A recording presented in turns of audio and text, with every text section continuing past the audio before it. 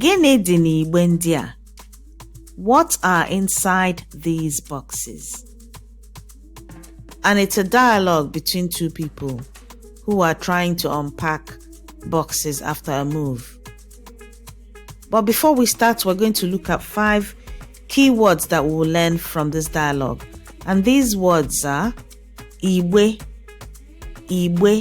box. Bunye mi igbe a.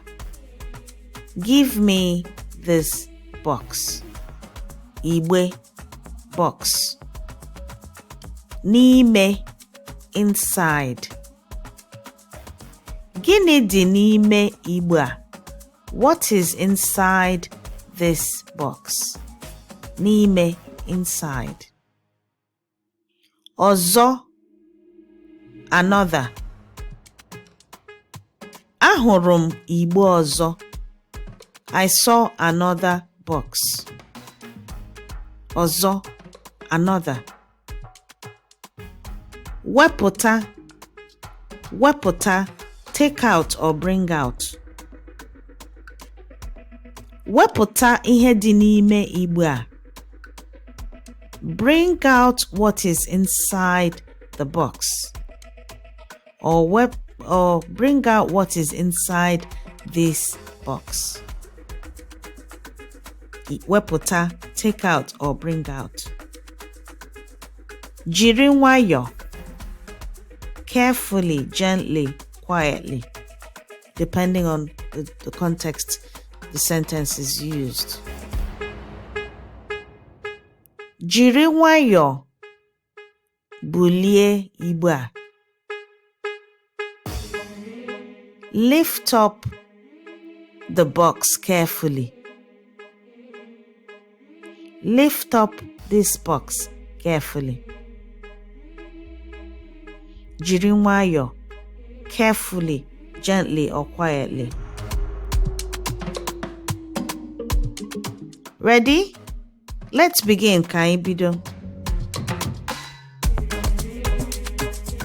Lee, enwere ọtụtụ igbe dị n'ala.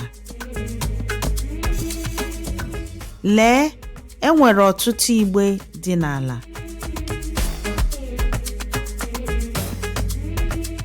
Ka anyị meghee otu n'ime ha. Ka anyị meghee otu n'ime ha.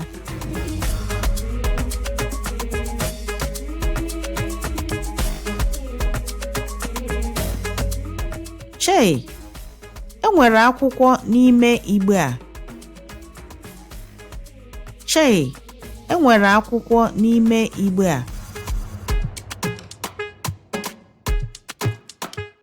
Jiri nwayọ wepụta akwụkwọ ndị a.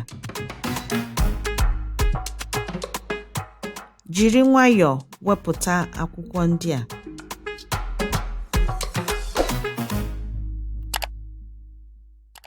Aga m etinye akwụkwọ ndị ahụ n'uko akwụkwọ. Aga m etinye akwụkwọ ndị ahụ n'uko akwụkwọ. Ugbu a, ka anyị meghee igbe ọzọ. Ugbu a, ka anyị meghee igbe ọzọ.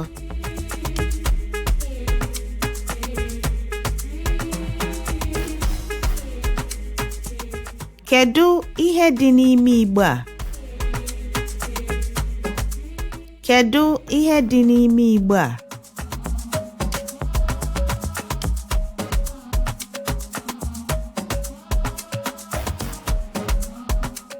Enwere efere dị n'igbe a. Enwere efere dị n'igbe a.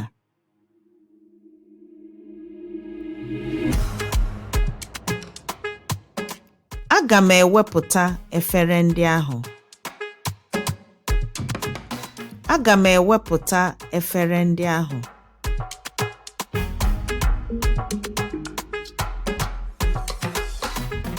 Jiri nwayọ ma ị na-ejikwa ha. Jiri nwayọ ma ị na-ejikwa ha.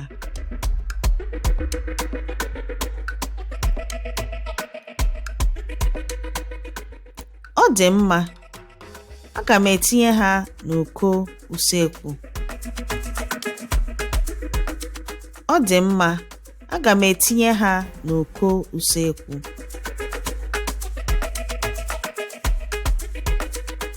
Daalụ. Ọ na-amasị m inye aka. Daalụ. Ọ na-amasị m inye aka.